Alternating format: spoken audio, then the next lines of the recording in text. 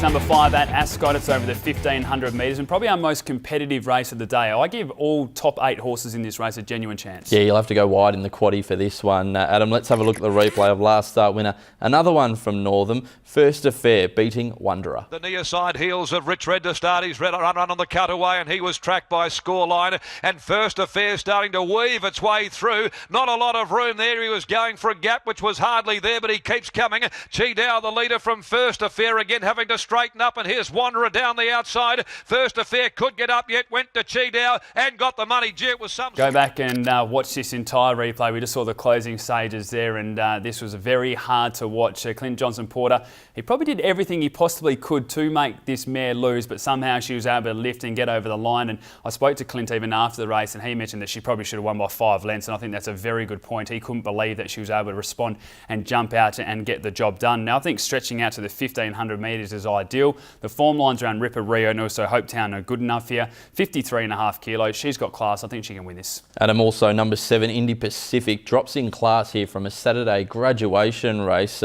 Can certainly play a part and will be one of those horses running on. A horse that wants to get out to the 2000 metres, but I think this race actually suits really nicely. Barrier 9, they can drop back, ride it a bit colder and then attack the line strongly. It was a good win first up. It was a nice run behind, push to pass. I think, as I said, this horse does want that 1800 metres plus, but in this type of company, there's no reason why it can't win. Number 4 there, Jaspara. They've given him a little freshen up here, and last start was good winning, beating Card Night. Yeah, we've seen Keith Mitchell and Brad Parnham team up really nicely, Rika. We've seen Starkle, Jaspara. You just take a look at the last 3 runs, 2 victories and a second. As you mentioned, a bit of a freshen up. The form lines around Big Caroline and Card Night are good enough as well. So it's another that certainly has to be given a chance. But I'm going to go with number 8, First Affair.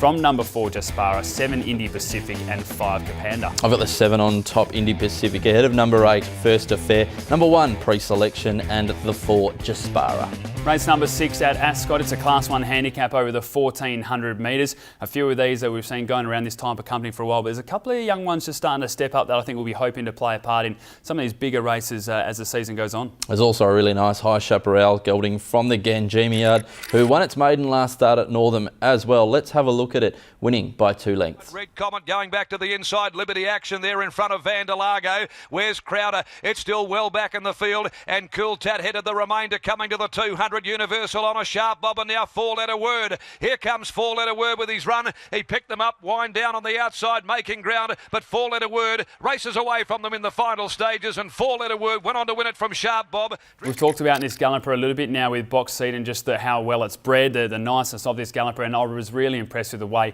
that he attacked the line last start at Northern. Was able to win by almost 2 lengths on that occasion, and I think getting out to the 1400 metres is just another bonus. Has to carry the 59 kilos. That doesn't seem to be an issue. From barrier 2, she get a really nice run. Absolutely, Adam. Also there, number 5, Come On Board, another one who drops in class from a Saturday graduation race. Now, that last start run behind Push to Pass was good. The form lines behind War God and Ferngrove are also quite strong. I want to bang my head up against the wall for putting this horse on top again, but you just have to for the reasons you mentioned there. Card Night, Ferngrove, War God, Push to Pass. They're much stronger than a lot of these other gallopers have met. Barrier 8 with the 58 kilos has still never run inside the top 3 at the track, but did finish 4th in that race that you just talked about there.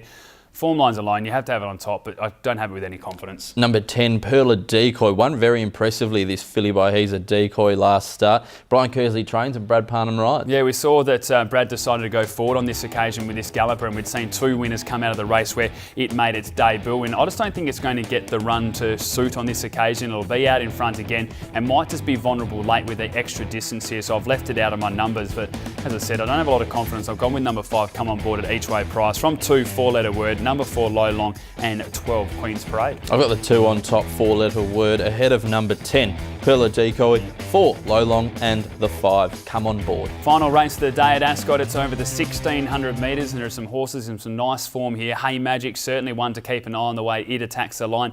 Princess Jasmine looking for 3 in a row, and then even horses like TOPPA DAWOZZA can play a part in this race. Yes, the one looking for 3 in a row, Adam. 7, Princess Jasmine. Let's have a look at it winning by 3 lengths. Length and a half to Celtic Wizard, followed by Halushi. Leventi headed by Princess Jasmine, 200 from home. 2 lengths Celtic Wizard, but Princess Jasmine's off. off and gone. Pike gave her a little reminder. She draws away Princess Jasmine. All interest in the minors. Princess Jasmine won it easily. Finally now doing exactly what the Durant and Miller stable thought she could do. Been knocking on the door for a while and just not getting the job done. Two very impressive wins in the 1800 metre races, one by 2 lengths, the other by 2.8, which we saw there. My concern here is dropping back to the 1600 metres. I would have liked to seen, if anything, go out the other way, but she showed a nice turn of foot. Conditions will suit, they'll be able to run on strongly, and good form's, well, winning form's good form, isn't it, at the moment? She's confident. I think that's enough to see this horse win again. Indeed. TOPPA DAWOZZA, last start runner-up behind Hopetoun, flashed home late, was still beaten by 2.5 lengths, but it was a nice run. You want to see a horse run a nice race and again place. We talked about Ratana Beach a little bit earlier on the card. This is another great example of it. 37 starts, 2 victories,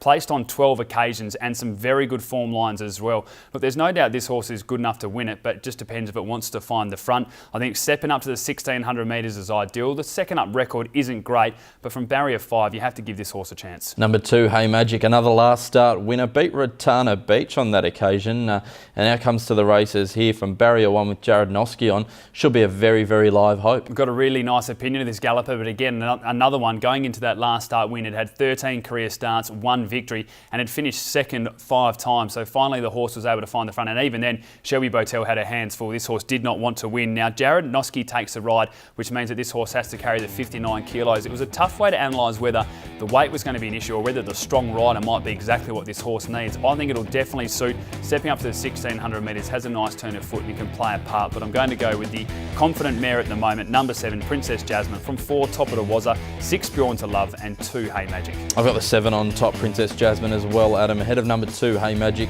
number 6, BJORN to Love, and 1, Big Red Costa. Time now to turn our attention to the best bets, and Mark, I'm either going to be rich after the first tour or I'm going to be chasing my tail and hoping that your best bets come up a little bit later, because I've got race 1, number 6, Paris, Texas, and race 2, number 6, Just a Jingle. Yeah, Adam, I've got race 2, number 6, Just a Jingle as well, and race 7, number 7, Princess Jasmine. As we always do say, you can follow us on social media. You can see it on screen at the moment, perthracing.com.au. Make sure you do take a look at all of the events coming up, included in the Masters Series here at Ascot. Hopefully found you plenty of winners. Bye for now.